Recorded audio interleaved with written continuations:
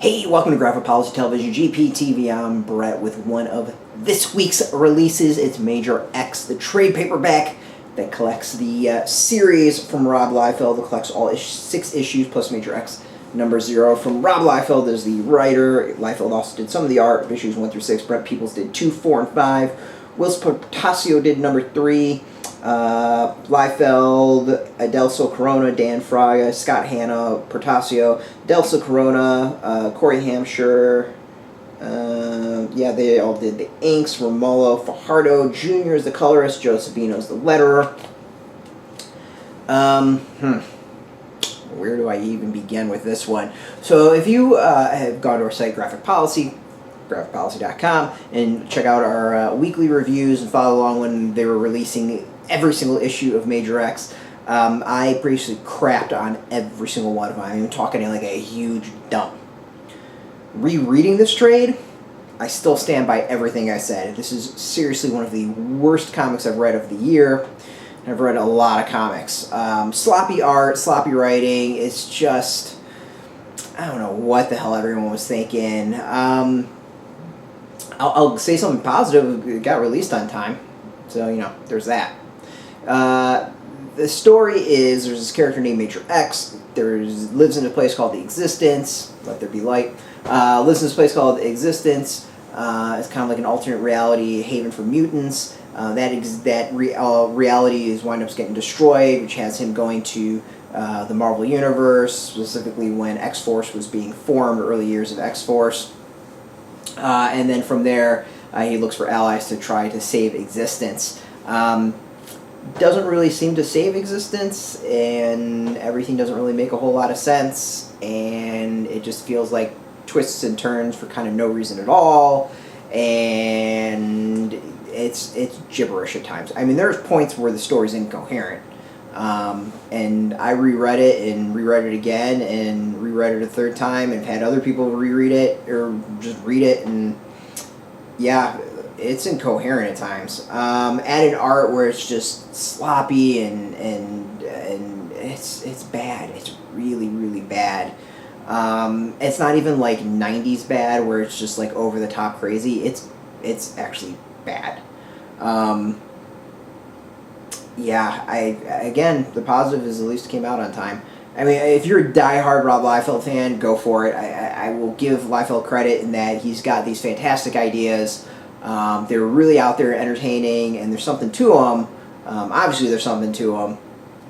But those ideas usually are best in someone else's hands and really kind of take off from there. He would be the person I'd get for in the idea room and have him spin out and then have someone else kind of refine everything. It's just, it's really not good.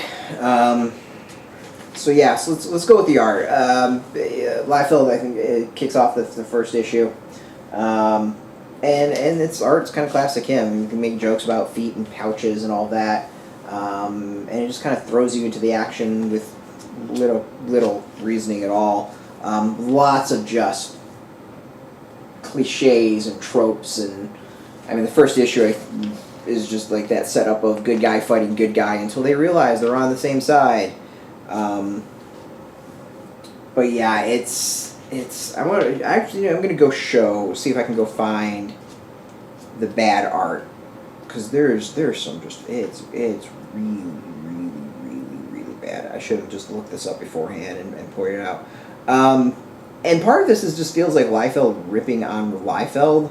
Instead of Deadpool, there's Dreadpool. And, obviously Hank McCoy, you've got McCoy of a green version where he just spells things a little bit differently. Yeah, so here we go. See if I can just, yeah. So we start off with art like this.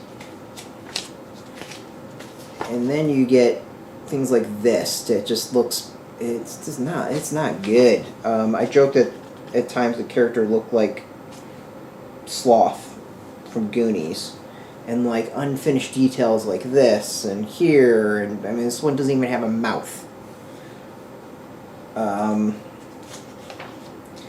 Yeah, it's rough. it's really, really rough. But whatever. If you're a diehard Liefeld fan, go for it. And there is some cool extras in there. Of course, we get lots of covers. It's a trade paperback. Of course, you can get a lot of covers. And then some interview with Liefeld. That's what I was looking for. Sketches, which I actually enjoy. I do enjoy those parts of the comics. But yeah, this is for the diehards only. It makes me not miss the 90s. I think it's the best way of putting it. Go for it if you want. Really, I mean, seriously, it's the worst thing I've read of the year. It's out in comic shops now. It'll be out in bookstores soon.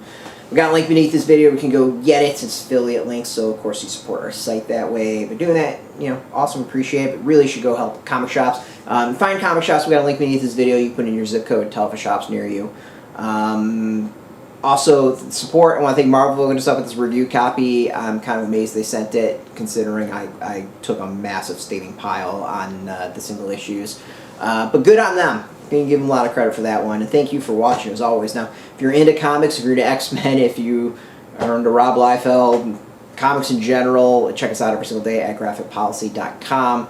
We're on Twitter, Facebook, YouTube, Tumblr, all Graphic Policy, keeping it consistent. So until next time, keep reading those comics and keep it geeky.